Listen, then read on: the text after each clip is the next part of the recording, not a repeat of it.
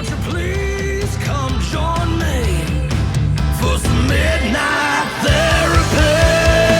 therapy? Ladies and gentlemen, welcome back to Midnight Therapy. We are back. I am your host, Kat Matthews. After a long 2-week break, I hope you're all doing okay. I hope everyone is fine, and I hope that you are blessed on this glorious Sunday morning. That's when I'm filming this. Hopefully, it's a Sunday surprise for you. Growing number of people that subscribe to this channel. Maybe you're eating dinner with your family and you get a notification from YouTube that Kat Matthews episode 52 is out. And then you leave dinner early. You wipe the meat sauce, the ragu off your face, and go up to your room and shut the lights off and maybe grab a bag of your favorite snack like Funyuns or sour cream Prangles and enjoy the show. I hope that's what's going on, because this is pretty important. It's been 2 weeks. It's a long time. I missed doing this, but I've been so busy and it hasn't stopped until right now. So I had my coffee and I came down here and I put the hat on and I'm the cowboy in the basement. We're going to talk about a lot of things and it's going to be good. Everything is good again. I hope to be more free soon because of my schedule and career choice that I get summers off. Yeah, it's a little perk. So I will have more time. There's going to be more guests. We're going to have some very interesting guests. Hopefully Mike the Barber Part 3 very soon. And a couple other new people. A couple new sponsors as well, which I'm excited about.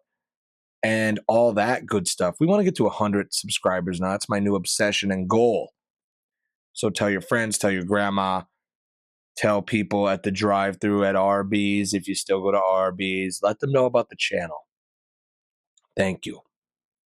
But no, we are back. Ubaldo came and went. Sad to see it go. It was a great year.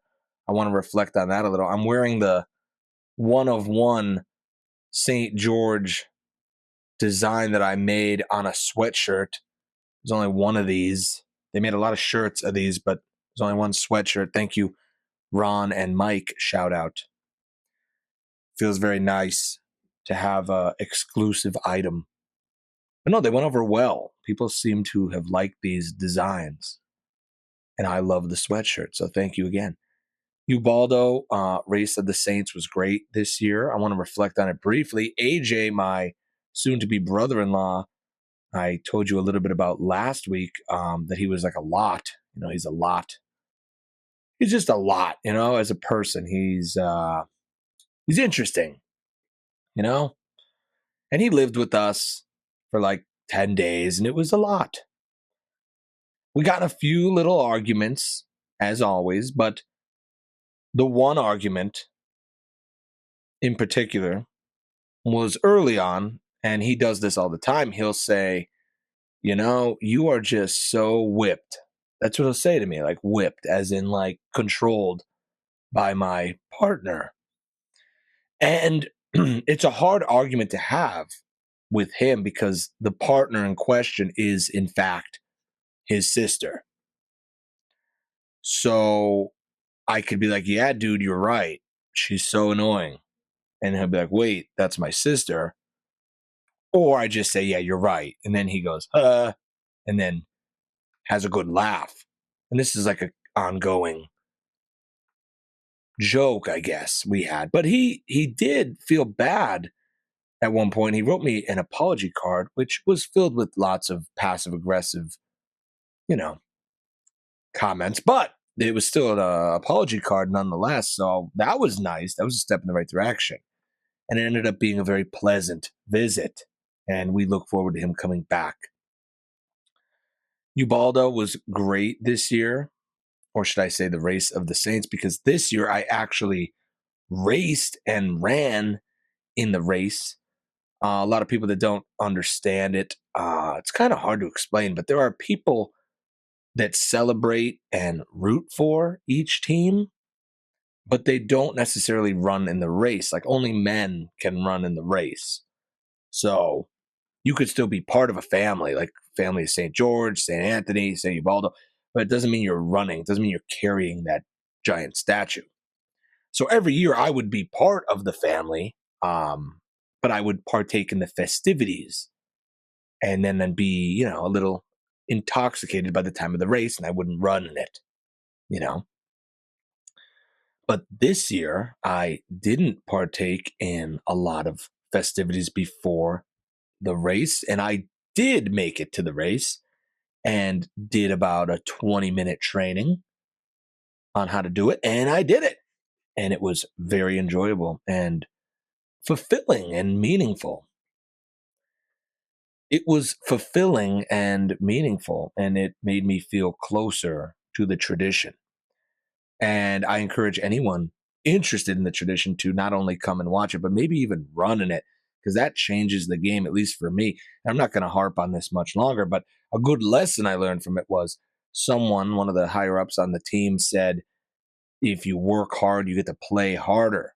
And we worked hard. It was hard carrying the statue and dangerous and also fun, but it is risky. That's why a lot of people don't do it. It's a lot could go wrong, let's say. But you do it and you put in the work and you sweat and you get tired, and then the bush light after tastes so much better, knowing that you were part of this tradition in a different way. And that shined on me this year, and I felt very proud and happy to be a part of that tradition in a different way. Shoulder did hurt for a few days after, but a small price to pay. Had a fun time. Another thing, AJ, to go back to AJ, was busting me about a little was there is a Creed concert coming up on me and Christy's expected due date for our child. The anticipated birth of our child is on the same day as the Creed concert, and AJ really wants me to go to the Creed concert, and I kind of want to go as well. Now, hear me out. There's no guarantee. That's kind of just like a guess that she's going to give birth that day. They don't know that. It's not confirmed. It's tentative.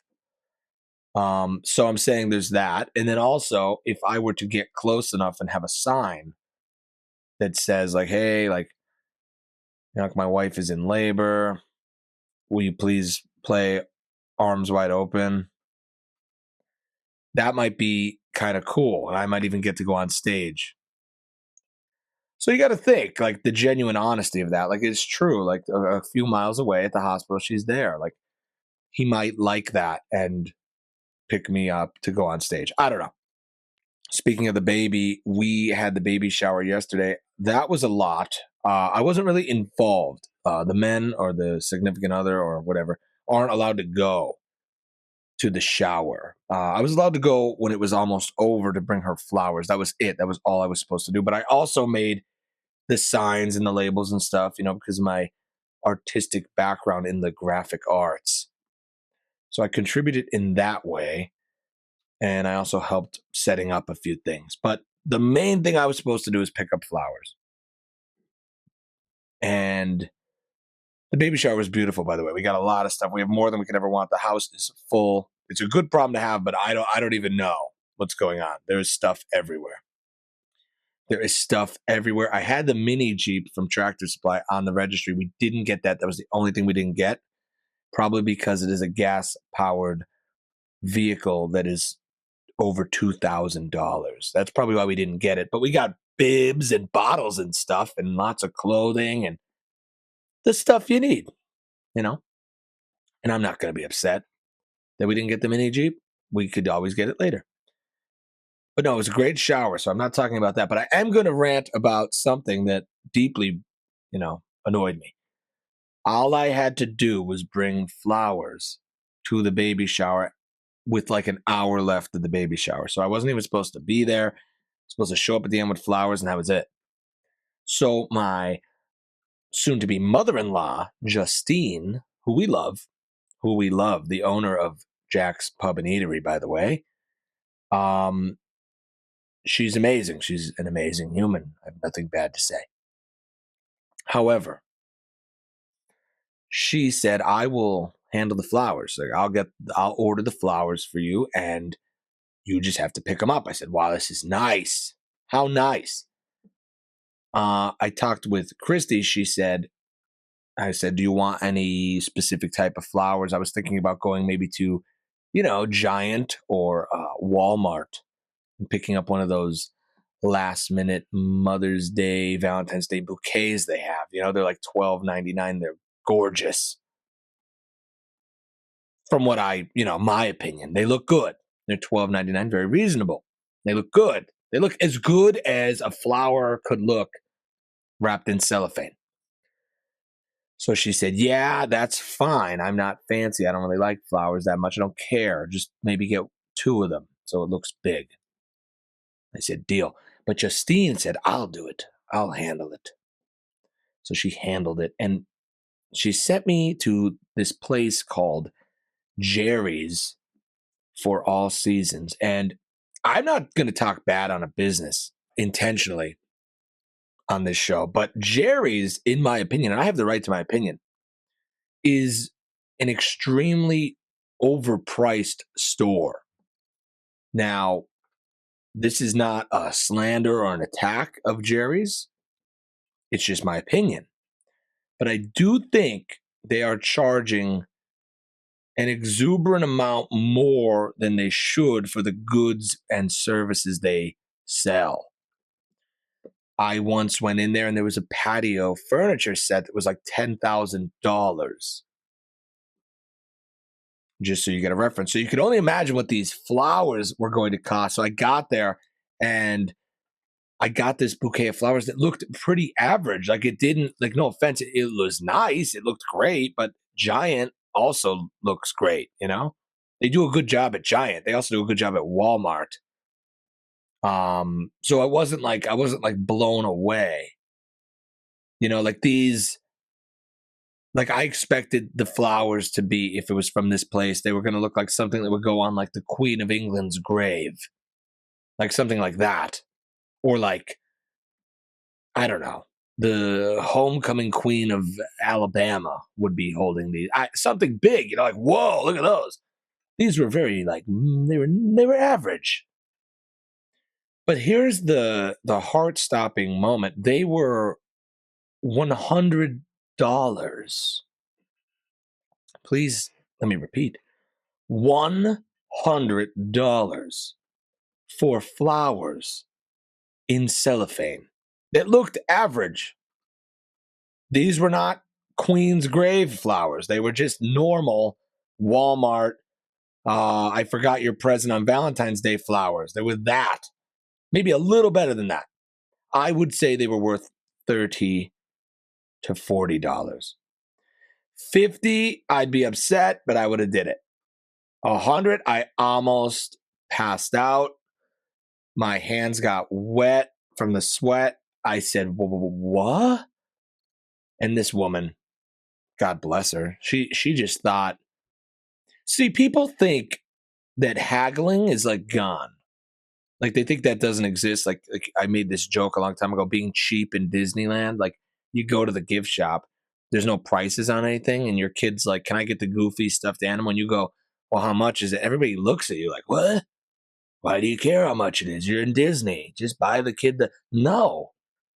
Like, in what world is it, Joel? Just buy it, Like, who cares? Just buy the flowers for $100. They're flowers. They're plants. They grow for free. You could go pick them out in the meadow. And this lady wrapped them up at Jerry's in cellophane and a ribbon. Is that worth $100? I don't know.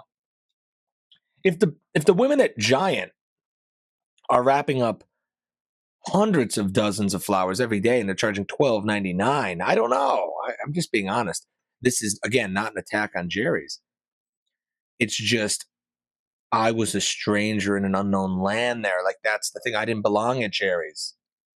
So I'm not blaming Justine, but she sent me there with no armor on. I was not ready for that. Jerry's, I would never step foot in Jerry's. There's no reason I would ever step foot in there ever.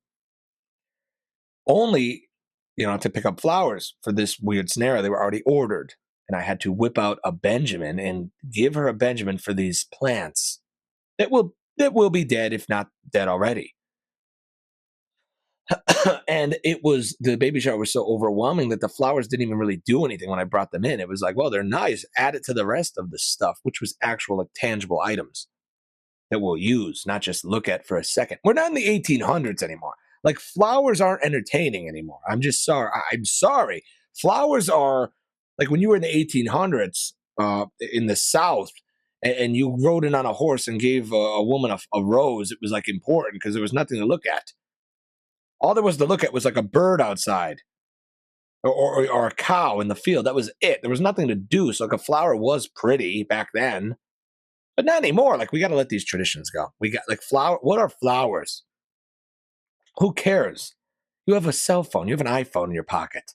You're going to be entertained by a flower for what? 4 seconds at best? Even if it's the prettiest flower bouquet in the world, it's boring after 4 seconds. You're moving on. You're moving on. Do you know what I could have did with the $100? I could have took Christy for ice cream 20 times. We could have went to Texas Roadhouse. I could have had several Busch Lights.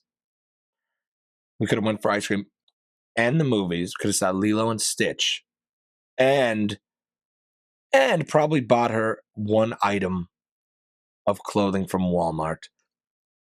All of that $100, or a couple of plants tied up in cellophane. I don't know. That's my rant. I'm sorry, Jerry's, but you need to lower your prices. We're in a recession, and there's only a few people left, hopefully, that still think flowers are entertaining or important. Few industries keeping the flower thing alive. You got the holidays, you got like the Mother's Day, the Valentine's Day, keeping it alive, and funerals and weddings and like baby showers and stuff like that. But can you imagine if I just brought like a bundle box from McDonald's instead? How much better that would have been? It would have been $19. 2 Big Macs, 2 fries, 10-piece nugget, 2 burgers. I would even got 2 Diet Cokes. Can you imagine we had a little McDonald's date at the baby shower? That's better than plants. I'm done with the rant here. Baby shower was great. It's just $100. It's just money. Nobody cares. The baby shower was a great day. I'm obviously busting Justine. Justine spent thousands on the baby shower. I spent $100 and I'm crying about it. Some say that's petty. Some say that's art. Some say this would be art. To talk for 3 or 4 minutes about flowers is kind of artistic, you know? I don't know. I'm going to give you a current events recap because it's been 2 weeks and I just gave you a little life recap. You're welcome. I feel like I'm maturing a lot, you know, with being a part of Ubaldo and reflecting on financial responsibility. Like you shouldn't waste money on flowers like that. Like I'm becoming more mature. So you're welcome, everybody. You're growing with me with this show. We're growing together as a family. Current events. I have to do a retraction or correction on a few stories really quick. I just feel bad. I brought up that Mexican Navy ship that crashed into the bridge.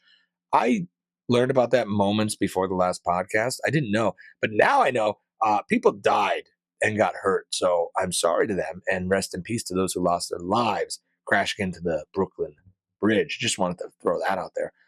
Also, CERN, Mike the Barber brought this to my attention, that particle accelerator that I thought was Rumpelstiltskin, turning lead into gold, could just be modern day alchemy.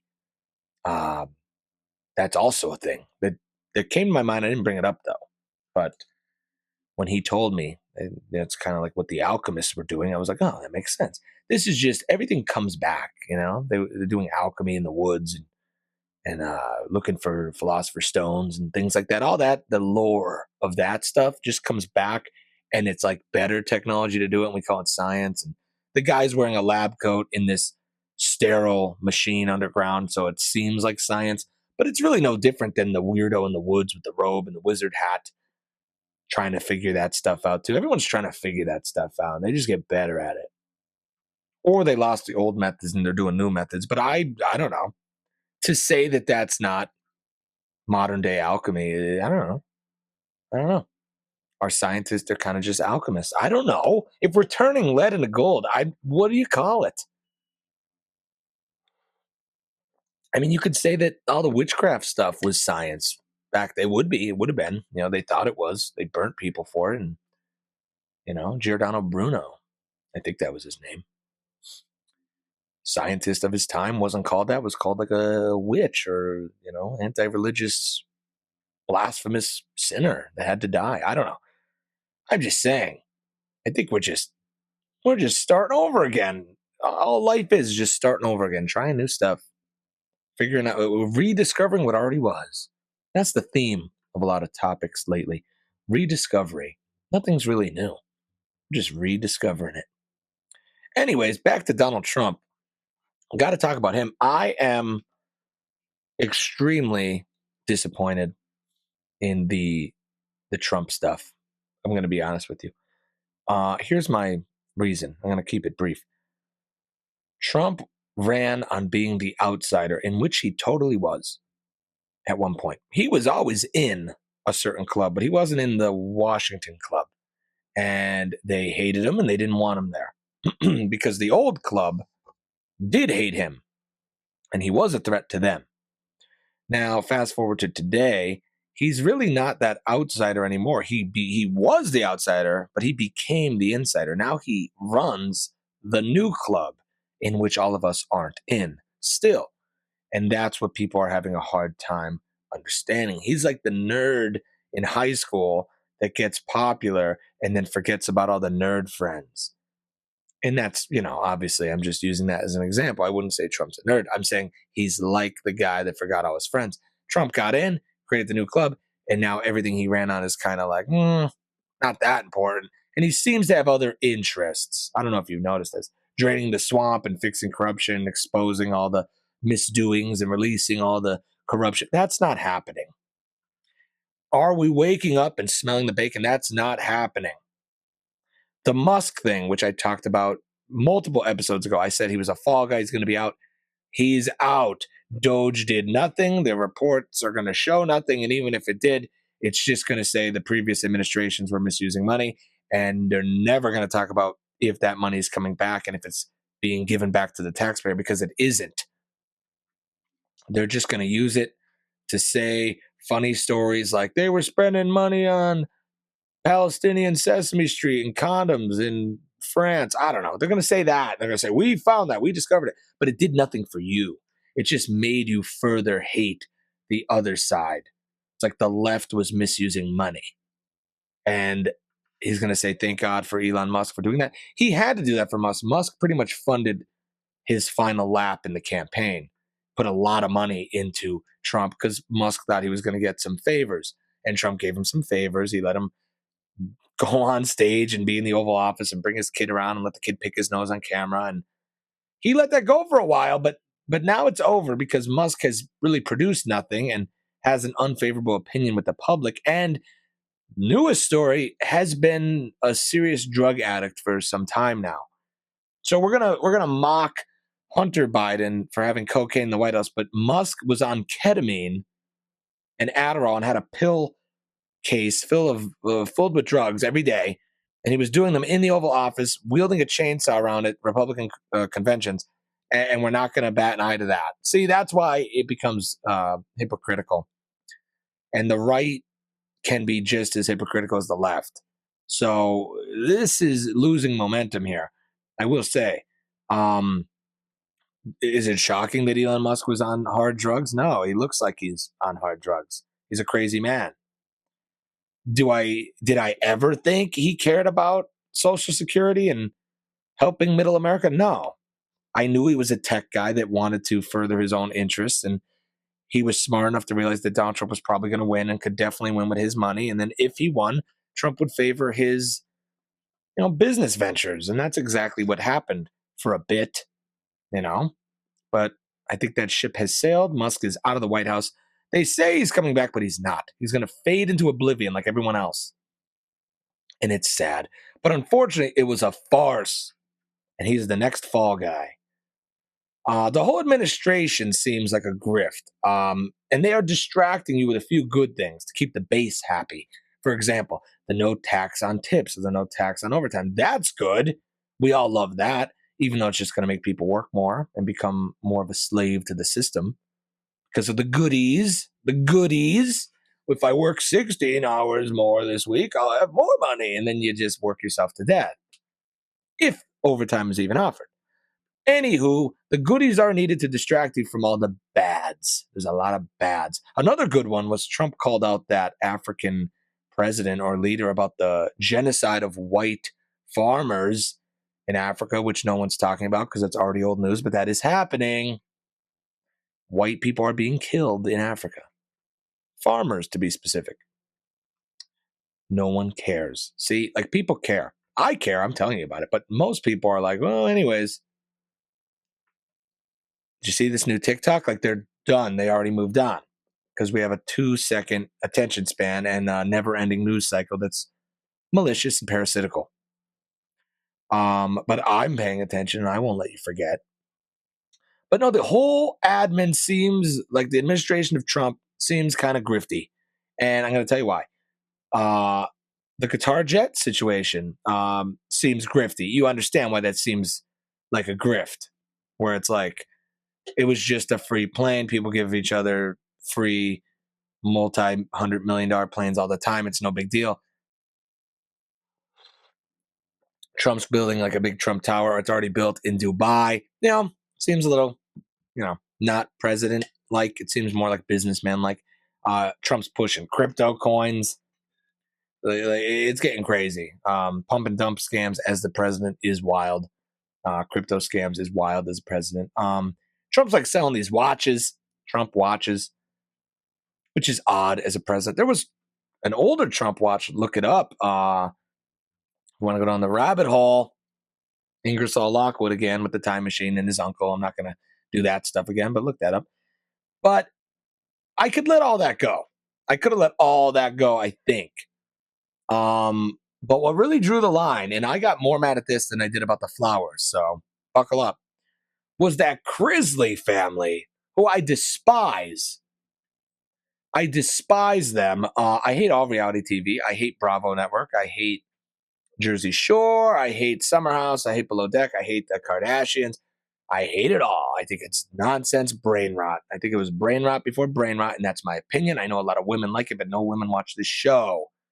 So hopefully nobody gets too mad. And if you do like it, please tell me why. And if it's just for entertainment background noise, sure. But if you really love watching these people live their daily life and walk around the house and, I don't know, who made eggs today? Somebody made eggs today? And it's like, oh, I made eggs today. And the camera zooms in. It's like, can you believe that they made eggs today? If you like that, I don't know. I disagree. I think you're wasting your life watching the Crisleys. And to add insult to injury, like I always said, these people are disingenuous monsters that know how to appeal to people that want to escape their life. People need escapism. TV is entertainment. They want to watch this family live in their multi-million-dollar home and pretend like they're normal, regular day people. That they have the struggles of normal, regular, everyday people, like that there isn't a camera in front of them. You pretend the camera really isn't there and they don't know they're on camera. They really don't. They're just acting normal, even though the big cameras in their face. People want to believe that. But to add insult to injury, they got caught embezzling millions of dollars in tax evasion. And it's like good, but some people are probably sad. They're like, oh, my favorite show. Crisley, the dad, he's like a metrosexual. He sounds like Lindsey Graham. He's like, I didn't mean to take that money. Like he is irks me to no end. But good, he went away, went to jail. I was happy. I said, you know what? Good. But to add insult to injury to me, Trump pardons them. Now, if you don't believe that this whole Trump administration is a grift, you better believe it now. He pardoned the most unlikable people in the world. And you know why he did it? Because Trump likes people that like him. Do you understand that? And that's a dangerous kind of thing. Because like the Crisley's daughter or whatever was wearing like this tight pink, it was like a tight, hot pink MAGA jumpsuit with a big pink MAGA hat. And she loved Trump before, but she was all up in Trump's ear and being nice and talking all Southern to him. And Trump goes, sure, I'll pardon your criminal parents. Because why not? or because, their hot daughter was, seducing Trump with a MAGA jumpsuit. Maybe that had something to do with it. I don't know. Maybe that had something. Maybe campaign funds. I don't know. But you should be, even if you love Trump, you should be mad that he pardoned the Crisley family. That should be the number one thing you're mad at. To be honest, that's what I'm most mad at. I don't care he took the $500 million jet. I don't care about the Trump Tower in Dubai. I really don't care. I don't care that he's pushing a meme coin. Hawk Girl did that. I care that he let those monsters out. And now they're probably going to be back on TV. Not good, Donald Trump. Not good, Donald Trump. And like I said, with the whole administration being kind of grifty, you have like this group of people that supported Trump because he was going to expose all the problems. He was going to bring the truth to life. They're going to release the RFK or the JFK files, rather, the assassination. They're going to release that. They were going to release the Epstein files. Remember that? It's clear as day that you are never going to learn anything. Not from just Trump, from any president ever. If anyone was going to expose it, it was going to be Trump. But even Trump is like comfortable in his new club now. And he's going to protect the people in that club. And he's not going to expose anything. You had Kash Patel and Dan Bongino, whatever you say his name, on TV the other day, making major statements saying that Epstein was 100% a suicide. There's going to be this new video coming out. We just found out of nowhere. It was a VHS tape covered in dust. We found it. Oh, there it is. It turns out it was just a suicide. Nothing to worry about. Okay. And then they said that there was also nothing suspicious about the Butler, PA rally where Trump was shot in the face, that was just on the up and up. These people that are supposed to bring the truth to light are just saying, nope, nothing to worry about. All checks out. Just like 9/11. Oh, nothing to worry about. JFK. Oh, there was just one shooter. Nothing to worry about. Our involvement in the Middle East. Nothing to worry about. Just keep going. It's the same thing over and over and over again. Dead man tells no tales, and you just move on. That's it. And Trump is playing a part of that. By them going on TV and saying there was nothing suspicious about Epstein tells me to make an inference that there are people involved directly with that are around Trump's circle, and we're not willing to compromise them at this time, or probably ever. Same thing with the Butler rally. Guarantee there was some, let's say, fuckery afoot. And Trump, is aware and is saying, for the sake of those people and those involved, we're just going to let that go. We're going to squash that. Now, that's best case scenario, unless Trump was in on something. Then it gets even fishier. It did look pretty good when he got up that quick with the blood on his face and saying, fight, fight, fight. Again, I said that at the time. It's very odd that someone of that status, president and front runner to be president again, and his age, he's late 70s, gets shot in the face and then gets up so quickly, pumping the fist, saying, fight, fight, fight. That is odd, I will say. What's also odd is the shooter we know nothing about at all. We have video and evidence that people saw him there. They saw him walking around looking suspicious. They saw him climbing on a roof. People are like, hey, there's a guy climbing on the roof. There's a guy with a gun on the roof. The guy had a rangefinder and a drone. It appeared that the Secret Service snipers were looking right at him the whole time, but didn't shoot until like 8 shots went off. The whole thing is fishy. They incinerated his body directly after, and we know nothing about him. There's no digital footprint online. His house was like swabbed, like every utensil was swabbed of DNA. There was clean. Everything was clean. We know nothing about the parents. There's no documentary. There's no nothing. Yet Johnny Depp was on TV live every day talking about his ex-wife shitting on his bed. We saw 24-hour access view to that. But we know nothing about someone who tried to kill the president. Are you starting to see what's odd? Are you starting to move the veil and see the man behind the Oz projection. I see it. This is all fake. It's all fake. Everything you know is a lie, sort of, one way or another. But this administration, I don't know. I don't know what to say anymore. You're never going to get anything about the Epstein files, and you're never going to hear anything about anything that he said he was going to release. You got the JFK files. They were more blacked out than they were previously. I go, here it is. There was nothing learned at all. No new information was brought to the public. Yet we're all going to forget about it because, like I said, half of the plan is keeping you distracted so that you don't think about these things. But a show like this might make you remember a little bit longer. You're welcome. Let's go to current events. The AMA Awards were on. I watched it because I like being up on the current events, and it was kind of torturous. It sucked. I'm just going to be honest. These award shows have really fallen off. Half the people that won awards weren't even there. They did like a video, like a pre-filmed video if they won. It's like, oh, thanks. Sorry I can't be there. I appreciate it. No one even showed up. Highlight of the night was Rod Stewart. That was it. And he's like 90 years old. We're falling off. Speaking of these older guys like Springsteen, like I said, to back to Trump hates people that don't like him, but he loves people that like him. And Bruce Springsteen, he's another one who's 80 years old. They were at a war forever, back and forth. Like Trump, if you love Trump, he loves you. But if you hate Trump, he hates you. So much that when they brought up Diddy to Trump, they're like, well, would you pardon Diddy? And he's like, well, nobody asked me yet. Maybe I would. I'd think about it. Like, that's how crazy we are. And I could see Diddy wearing a MAGA jumpsuit and hanging out with Trump in the Oval Office. And that's not that shocking. And I know it's not that. It's not that shocking either. But that Springsteen era, that 80-year-old type era that's still politically involved, they're like keeping these shows alive. That's why I brought it up.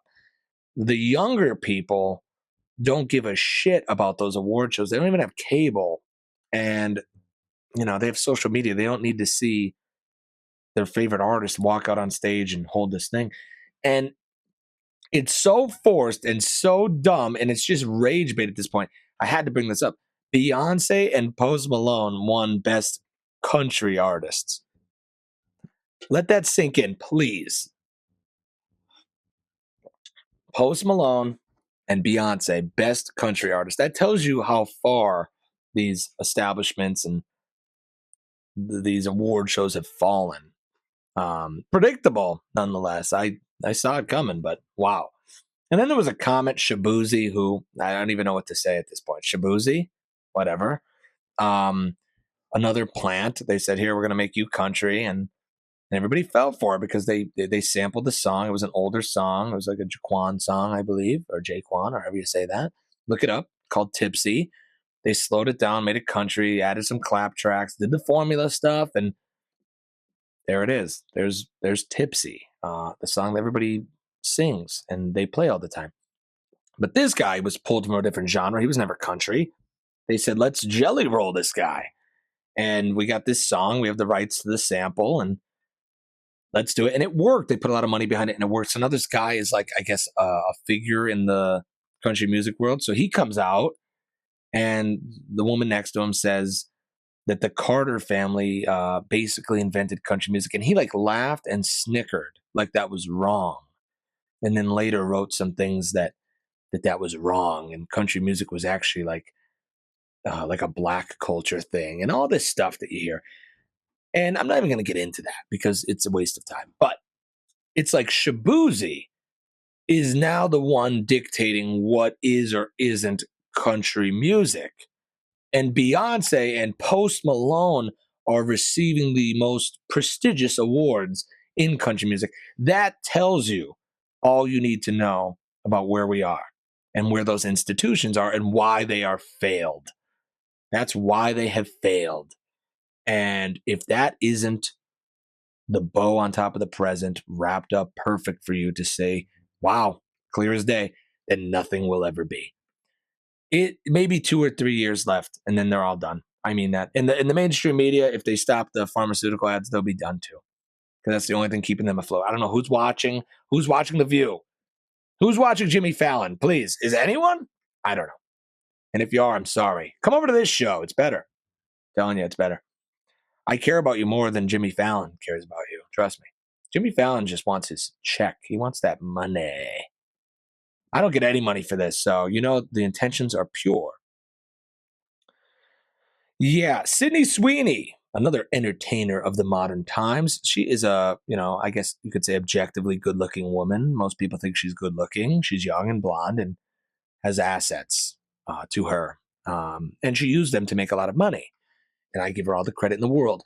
But the grift, the theme, I bring it up all the time. The Barnum and Bailey sucker born every minute thing is alive and well in America. And it's just what people are willing to fall for. And Sydney Sweeney is the newest one, selling her bathwater infused into soap.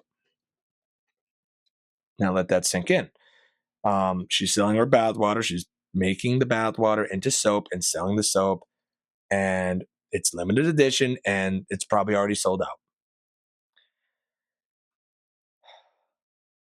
Let that sink in. I mean, I already bought a case. I bought a whole case of it. Not because, don't get weird.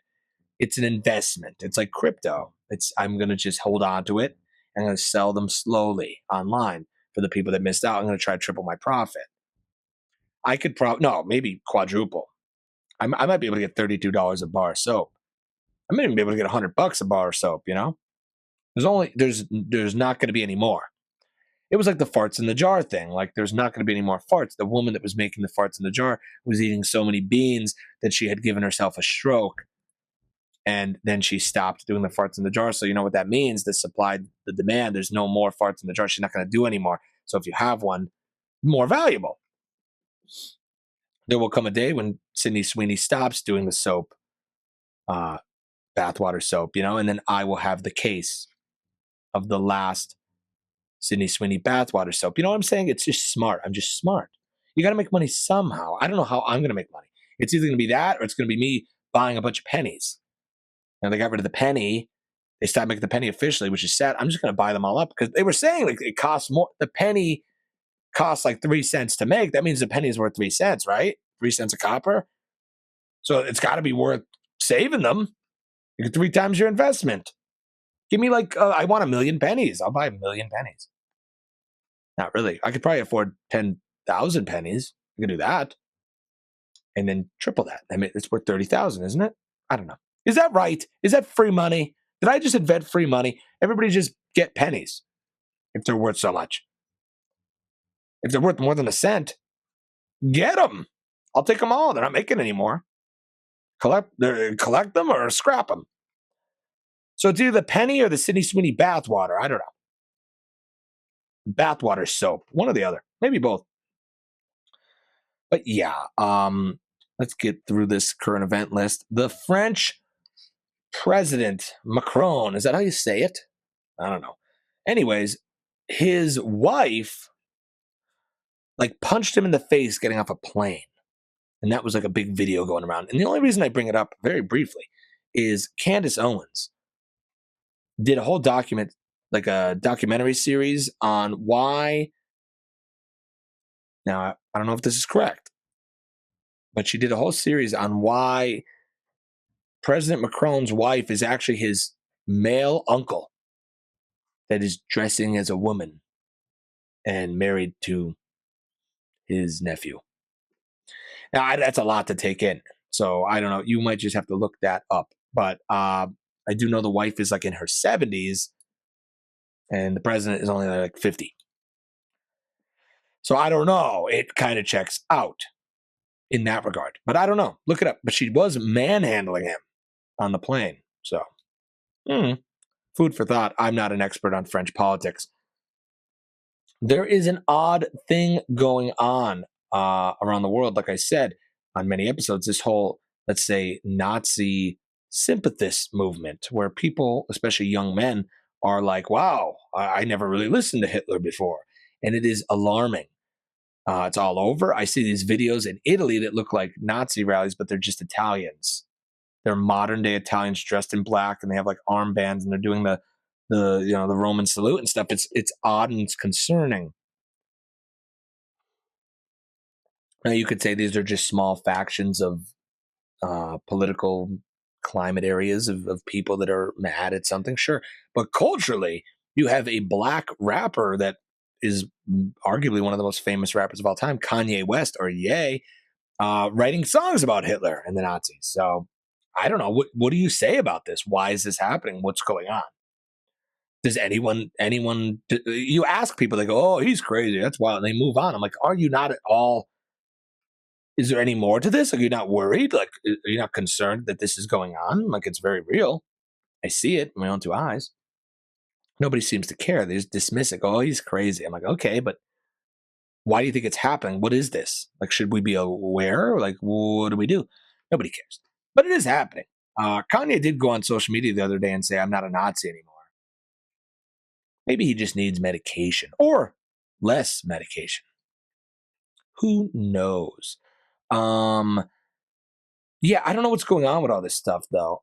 Trump, people say, will be that, like, so there has to be, like, if this movement is real, there's like a fascist movement starting.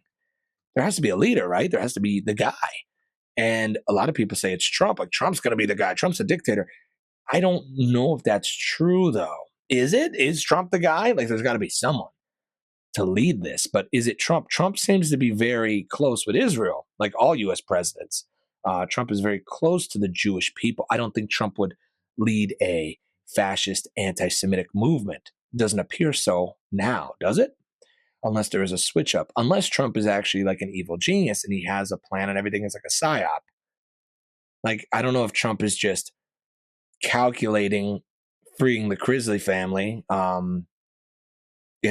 part of a psyop. I don't think so. I think Trump's just like, well, they like me and the daughter's hot. So I'm torn. Either he's an evil genius or he's just a businessman grifter. It's one or the other. Maybe a little bit of both, but I don't know. And you got to admit, he's either a fascist anti-Semite or he's he's loyal to Israel. It's one or the other. He's a Zionist. I don't know. You got to pick. Like, these narratives are too crazy for me. Remember, Trump was in Putin's back pocket. Now he's like, oh, Putin's crazy. He's being unreasonable. I can't believe this. We knew for years that he was unreasonable. Trump's like, I could deal with him. And then the first meeting, he's like bombing people while they're talking, like in the background. Trump's like, well, that's not good. I thought he was in bed with Russia. I thought he could do whatever he wants with Russia. I thought he like owned Russia. I thought he was a pawn of Russia. I don't know. See what I'm saying? Nothing makes sense anymore. And to further that, I'm going to tell you about something else. Google VO. Look it up. My best friend Eric told me about Google VO, and it's on Google VO 3 now. This is an AI that will generate video through cues that you type. So you could say, I want someone to walk in the door wearing a green shirt, carrying rotisserie chicken. I want them to drop it on the floor, and I want them to say this, and I want the girl to help them pick up the chicken. And you type that in, and it will create the video. You could add supplementary pictures and references and say, I want it to look like this movie, and I want the lighting to come from here. And it does it. And it's flawless and almost indistinguishable from reality. So, like I say on every episode, AI is going to replace every aspect of our life, including the entertainment, movie making industry, and TV shows and everything. Content in general is about to be fully replaced, where you won't need a camera and lighting and audio and video and microphones. You won't need any of that. It'll just be queuing it up. There will become a day where I upload all my videos into this system and say, here's what I want me to talk about this week. And I want to have this outfit on with that hat and talk in my style. And it will just do it. I won't even have to film these episodes or edit them or anything. It'll just make me new ones. And that's, I don't know, a year away. A year away. We're doomed. But that's coming out. We might use it for Barry Barely. We might try. Keep the dream alive a bit, the American dream. But look into that if you want to freak yourself out. We're very close to the social credit score being implemented, and that's going to be about it, because we're not going to have purpose anymore. Once AI takes over, AI is going to have to come up with purpose for us, and your purpose will probably be just, I don't know, servitude and staying in line, I assume, which would be like a social credit thing.